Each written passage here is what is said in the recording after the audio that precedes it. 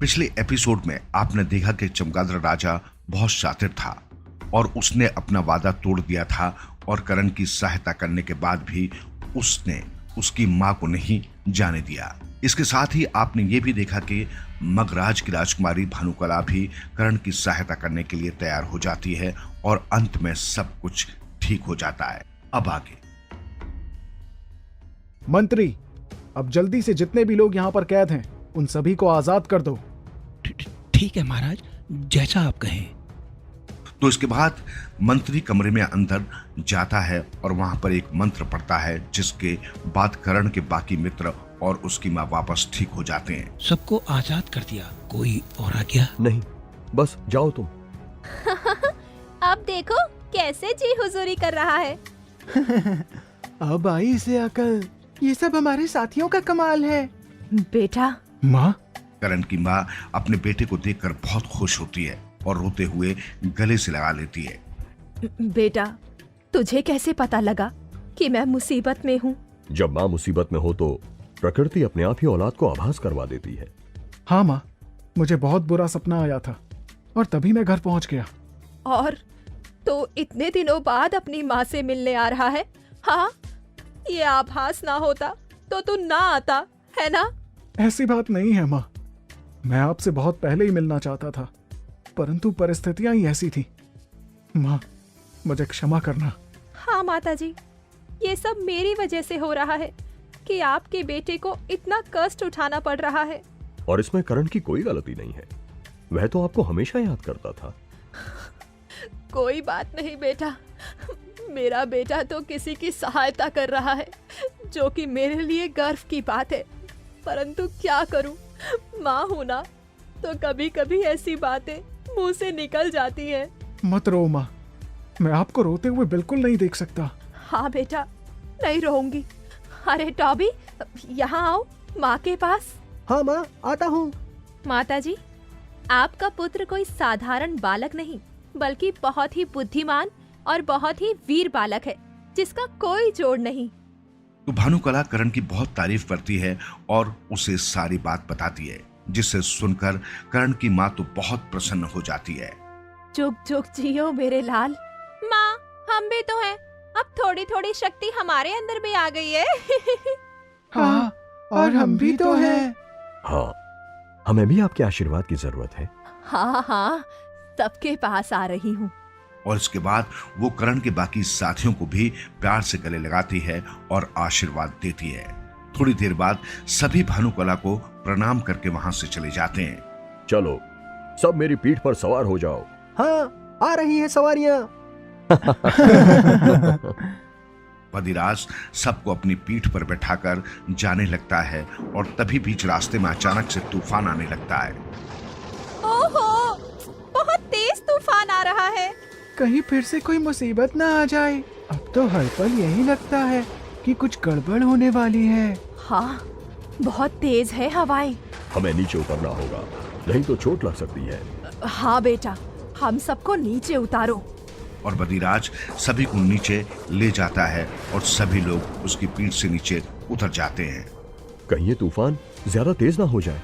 तूफान को देखकर तो लग रहा है जैसे कि तूफान ज्यादा ही होगा भाई।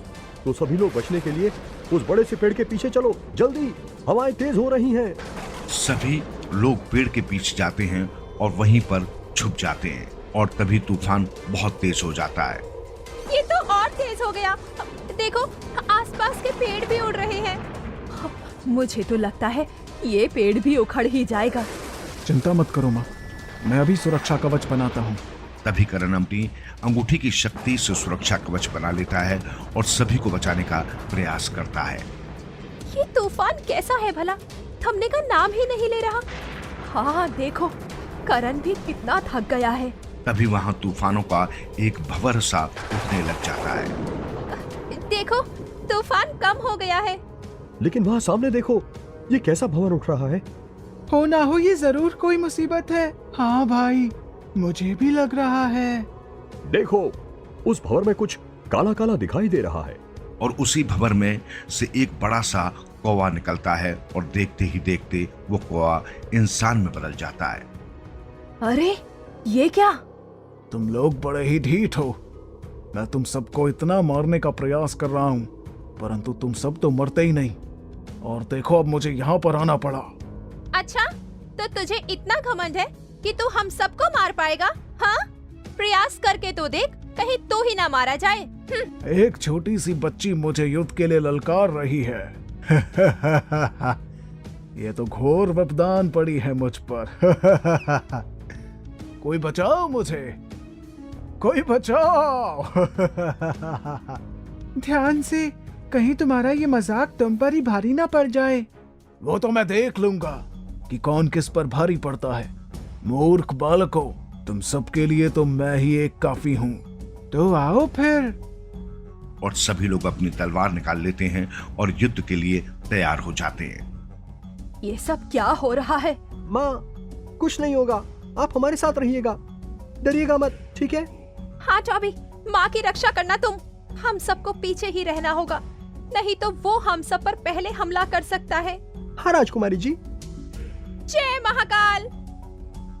सबसे पहले बुलबुल हमला करती है और तभी वो इंसान अपने हाथों से जादू से एक जादुई गोला उसकी तरफ फेंकता है, जिससे बुलबुल उड़कर दूर गिर जाती है।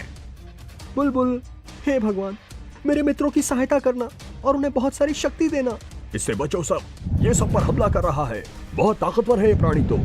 इस तरह वो सब पर आक्रमण करने लगता है और करण की माँ ये सब देखकर बहुत ही डर जाती है, लेकिन राजकुमारी चिड़िया उन्हें संभाल लेती है। तुम लोग तो बहुत ही बड़ी बड़ी बातें कर रहे थे, और क्या हुआ? एक ही बार में तुम लोगों का सारा साहस निकल गया। और वहीं दूसरी तरफ बुलबुल फिर से उठकर खड़ी हो जाती है, जिसे देखकर वो इंसान बहुत ही आश्चर्यचकित हो जाता है। असंभव, ये कैसे संभव है? मेरी शक्ति से आज तक कोई नहीं बच सका, परंतु तुम सब कैसे बच रहे हो? हमारे पास सवाल जवाब का कोई समय नहीं है। और इतना कहकर करमजीत भी उस इंसान पर हमला करता है और करमजीत अपनी गायब होने वाली शक्ति का इस्तेमाल करके उसके वार से बार बार बच जाता है। और इसी तरह इन सभी में घमासान युद्ध होता रहता है। तुम सब आखिर चीज क्या हो? बार बार बच क्यों रहे हो? कहा था ना पहले ही। इस युद्ध में कोई अपनी जादू शक्ति का इस्तेमाल कर रहा था तो कोई अपनी तलवार का इस्तेमाल कर रहा था। तभी एक जादुई गोला कुश के पीछे आने लगता है। कुश, ध्यान से पीछे देखो, बचो। कूद जाओ जल्दी। और कुश जल्दी से एक तरफ कूद कर बच जाता है, लेकिन उसे थोड़ी चोट आ जाती है। छोड़ूंगी नहीं तुझे दुष्ट। तभी बुलबुल उस इंसान के पास जाकर उसका गला काटने का प्रयास करती है, लेकिन वो इंसान भी काफी ताकतवर था। वो बार बार उन सभी को अपने से दूर करता जा रहा था। क्या हुआ? आप तो अभी बहुत बड़ी बड़ी बातें कर रहे थे। आप कह रहे थे कि आप अकेले ही हम सबका सामना करेंगे, परंतु देखने से तो ये नहीं लगता। ये तो होना ही था कर्ण, इसके पास हमारे जैसे साथी नहीं है ना। अरे मित्रों, कैसी बातें कर रहे हो? मुझे तो लगता है इनके कोई भी मित्र नहीं होंगे, और वैसे भी अच्छे मित्र तो किस्मत वालों को ही मिलते हैं। और ऐसे ही तीनों मिलकर इंसानों को भड़काने लगते हैं ताकि उसका ध्यान भटक जाए। मुझे किसी मित्र की आवश्यकता नहीं है, क्योंकि मैं अकेले ही सैकड़ों के समान हूँ। तभी लब चुपके से अपनी तलवार लेकर उसकी बाईं ओर आता है, लेकिन इंसान काफी चालाक था। वो समझ जाता है कि ये लोग उसे भटकाने की कोशिश कर रहे हैं। तुम सब मुझे बेवकूफ समझते हो, बातों में लगाकर मुझे भटकाना चाहते हो। हाँ, खैर, तुम इनमें सफल नहीं हुए। तभी वो जल्दी से अपनी बाईं ओर लव को काफी गुस्से से देखता है और लव के ऊपर जादुई शक्ति से वार करता है, जिससे लव बेहोश हो जाता है। बेचारा, मुझे मारने चला था, देखो तो कैसे पड़ा है। दोस्त, तू देख अब।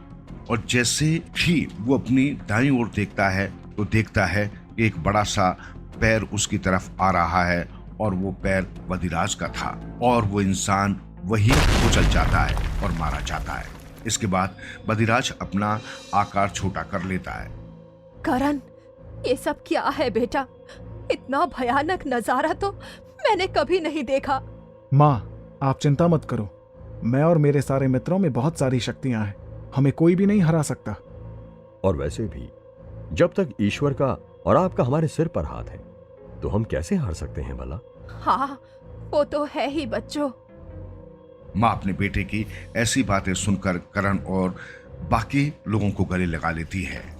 अगले एपिसोड में हम देखेंगे आगे के इस रोमांचक सफर में और क्या होता है। तब तक के लिए बने रहिएगा हमारे साथ।